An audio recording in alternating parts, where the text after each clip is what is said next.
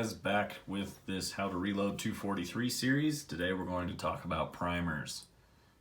At the most basic, there are large rifle primers and small rifle primers.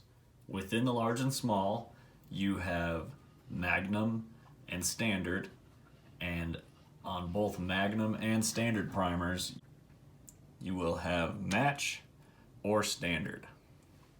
When choosing a primer, the most important thing to find out is if the brass has a large or a small primer pocket. All 243 will have a large rifle primer pocket. Some 6.5 Creedmoor has large, some has small. So you got to do your research just a bit and figure out exactly which primer that you need. Now when I first bought primers, I bought standard small rifle primers. I bought 1,000 of them right out the gate, and there was a good deal going on, and I picked up a bunch of them. That works fine. You can work up individual loads with your primers that you've purchased.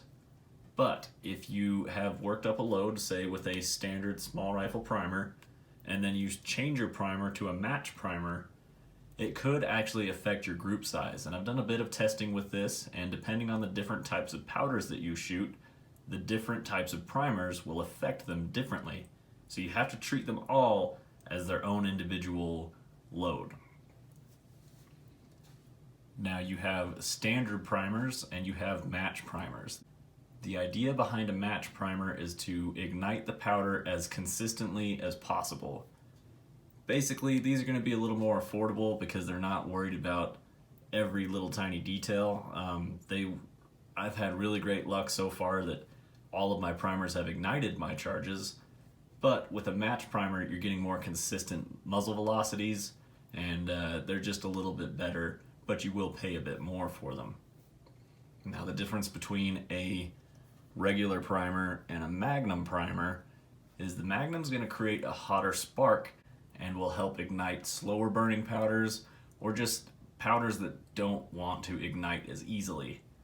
There's so many different types of powders out there, you're going to have to figure out which ones prefer Magnum primers and which ones take standard primers. If you're having hang fires in any of your reloads, definitely try out a Magnum primer, but obviously approach that with caution. When you do switch to Magnum primers, if you have an established load with a regular primer or a match primer, you're going to have to decrease your charge a bit and work your way back up to your charge with the Magnum primer. In fact, it most likely will not shoot the same because of the different pressures going on inside of the case. So that's something to look out for. Now, some primers, especially on the small rifle side, will have specialty primers. These are AR match primers, and basically what that means is the metal cup the primer sits in is a little bit thicker and it's a little more resistant to the firing pin. As the bolt slams home and bumps into that firing pin, that the firing pin doesn't dent the primer or possibly ignite it. The standard cups will work. CCI has some that are for 5.56, and it's the same idea, just a thicker metal cup. It's a little more resistant to denting. As far as brands go, I've shot quite a few CCI primers and I've shot just a few Federal Premiums. CCI for me in my area is a little bit easier to find, and I've had no issues with them. I actually like the quality that I get with CCI. Federal Premium has a reputation for being a good primer, so I'm kind of feeling the waters there for myself and seeing if I get any benefit out of it. The downside to those right now is they're difficult for me to track down and actually get my hands on some. Other brands that make primers are Cellier and Bellet. Winchester makes primers. Remington makes primers. And there's a few other companies as well, but between those with Federal and CCI, that's basically your main manufacturers of primers that you will have available. Now, if you choose to shoot Magnum primers, do be aware that in the reloading manuals, you need to go ahead and read what the manufacturer tested with all of their load data. These are Federal 210s, which are just standard large rifle primers. So if I start shooting Magnum primers using their load data, their max charges are now hotter than what your gun should probably be shooting. These are going to increase pressures above what their data would be, so you could run into pressure signs a little bit more quickly, so definitely be cognizant of that. Now, something even I didn't know when I first started reloading is Magnum primers are not only for Magnum calibers or Magnum pistols. Just because it's a 44 Magnum pistol does not mean that you need a Magnum primer. In fact, in most cases, you don't use a Magnum primer.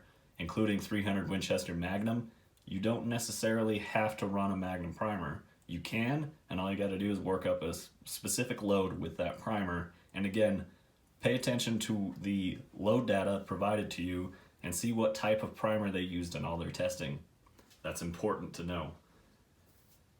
But in my 243, it's not a Magnum, and I do run Magnum primers in some of my loads. Some of them I use match primers, just depending on the powder that I'm shooting, and I will even compare them against each other and see which one gives me the better result. I'm gonna just basically shoot for group size. You can shoot them over your chronograph to see which one gives you the lowest standard deviation. That's the variance in muzzle velocity. Because at the end of the day, if you're trying to shoot small groups or shoot long range consistently, you want the least amount of variation possible that you can get. To summarize all this up, it's great to experiment with different primers, but if you're worried about the type of primer you should use, check the load data and try and get what they're using with their load data. If it's a federal standard primer, you can use a CCI standard primer and expect really similar results, or even Winchester or Remington. Basically, if it's a standard primer, go with that. If it's a Magnum primer, you should probably go with that. You can use Magnums or standards or match primers pretty much in anything you want. You just have to work up individual loads for each.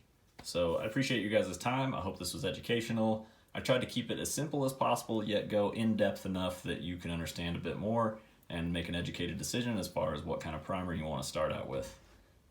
I appreciate you guys watching, and we will talk to you guys later.